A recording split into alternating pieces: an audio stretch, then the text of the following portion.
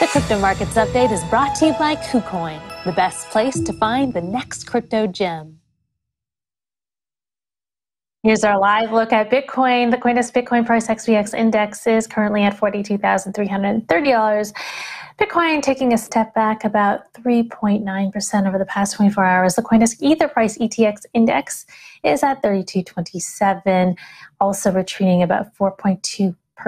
And the DFX CoinDesk DeFi index is at 419 points, declining almost 4% over the past 24 hours. Joining us now to discuss the crypto markets is Brad Roth, founder and CIO at portfolio risk tech firm Thor Financial Technologies. Welcome to the show, Brad. So Thor uses technical signals to trade in and out of crypto on behalf of your investors. You exited into a 100% cash position when Bitcoin was at $62,000 in November. When are you re-entering the market? When is it a good time to buy? Well, Christine, Lawrence, good morning. Thanks for having me on. So yeah, we did exit about 62,000, and we don't really have a re-entry point at this point. We don't have a price point. We react to what the market is going to do and what the market tells us.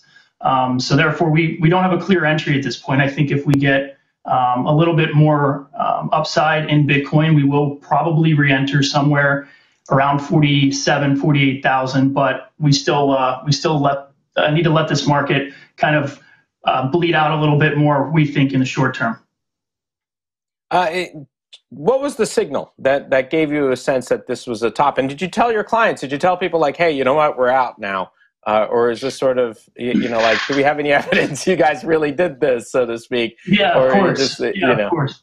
Yeah. So we're an SMA provider. We partner with Eaglebrook Advisors. We have clients that are invested in our SMA products. And the signal really is more of an engineering and a scientific one.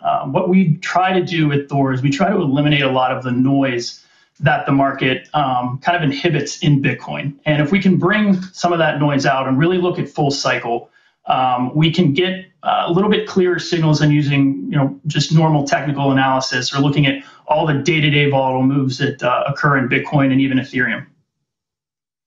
So, and you're saying now it's not telling you to get back in, but what do you think would be the driver that would say, okay, you know what, 47, 48 would be it? Like, what kind of driver do you think? What the catalyst would be that would make that signal happen?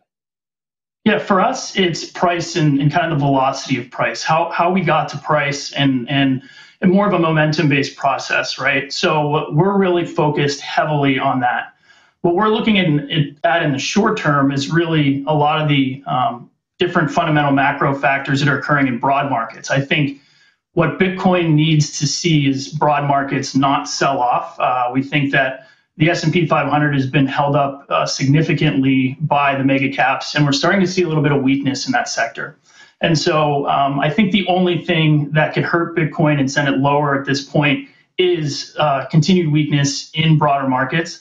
But if we see that settle down and an uptick in price, and as well as kind of that momentum of price, that's where we'll start to re-enter our position.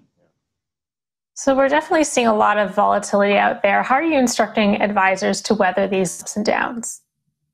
Yeah, so great question. And that's the whole reason why we started this SMA. I mean, the whole backdrop of our firm, whether it's in equities, ETFs, or in crypto, is to manage downside volatility. That's the whole reason why we started the firm. And so when we're talking with financial advisors, when we're trying to onboard them and talking about portfolio implementation using Bitcoin, right? We're going out and talking to RIAs and financial advisors every day and say, look, we think 60-40 portfolio construction is dead.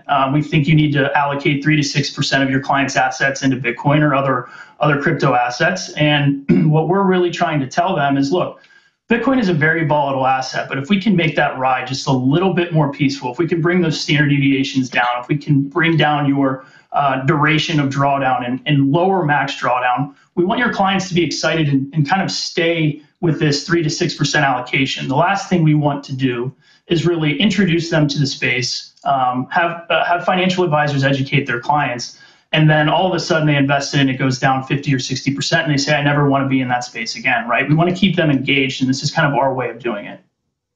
So what kind of tools are you using to lower volatility? Are you going into the options market and buying puts and calls, or selling puts and calls, or are you going into the futures markets? What are you doing to lower that volatility? Yeah, so we're invested directly in spot. We don't use any derivatives. We don't use any leverage. Really, at this point, our process is quite simple. We either see bullish momentum and see bullish trend in Bitcoin, or we see negative and bearish trend. And if we have that negative or bearish trend, all we're really doing is raising fiat, right? We're raising US dollars at this point. So all of our clients' accounts right now are just sitting in cash waiting. We do have other alternatives and strategies and SMAs that we're building that might utilize some stable coins, might utilize some other means. But as of now, the strategy is really binary in terms of we're either long Bitcoin 100% or long Ethereum 100%, or we're sitting in cash just waiting for the ride to kind of settle down. And you mentioned that you're waiting to re-enter Bitcoin again. So I wonder what kind of headwinds you feel are in the way, are headed for Bitcoin, and whether you could see it going a leg lower. Yeah, well, to us, the headwinds from a macro perspective are quite obvious. We think that the Federal Reserve has to raise interest rates. We think 3 to 4 rate hikes in 2022 are almost inevitable.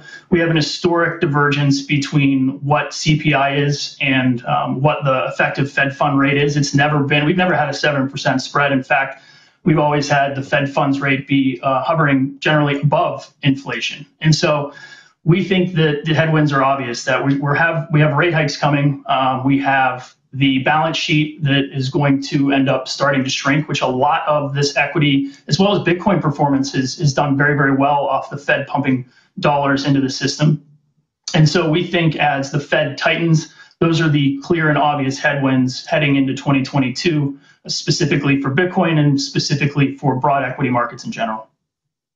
So looking at, you said you don't just do Bitcoin, but also ETH. Do you do anything else besides the two majors? I mean, are there any other alts that you're looking at right now? Yeah, great question. We are currently working on that. One of the things that our process relies heavily on is data. We're a data analytics company first. We just choose to apply our analytics to equity markets and to crypto markets. And so we just need to see more data in a lot of these kind of DeFi and other cryptos, right? And we're building that data right now. So we have plans to start working on other SMA products that include a variety of different coins, more of a diversified portfolio, if you will, of coins. But as of right now, our process is strictly on what we have the most data on and reliable data on. But we can see in the future starting to work on projects that include other, alternative crypto assets.